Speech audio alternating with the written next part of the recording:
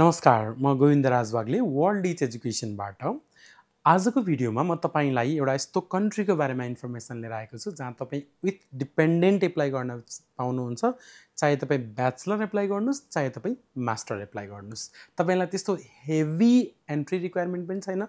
तपाईलाई त्यस्तो offer letter, admission, documentation, hassle, time consuming त्यस्तो पनि छैन। र तपाईलाई भिजा लाग्ने प्रोबेबिलिटी पनि इफ तपाईँ युनिभर्सिटीबाट एडमिसन पाउनुभयो भने अलमोस्ट 100% जस्तै हो।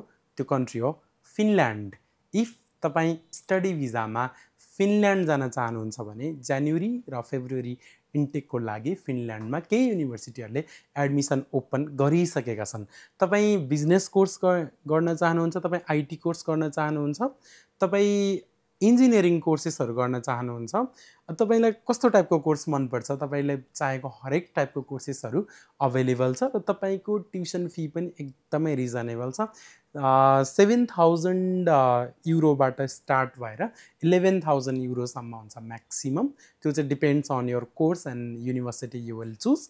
सो त्यही भएको कारणले गर्दा यदि तपाईँ जनवरी इन्टेकमा फिनल्यान्ड जाने आफ्नो सपना साकार गर्न चाहनुहुन्छ भने तपाईँ आज नै भिजिट गर्नुपर्ने हुन्छ वर्ल्ड डिच एजुकेसन।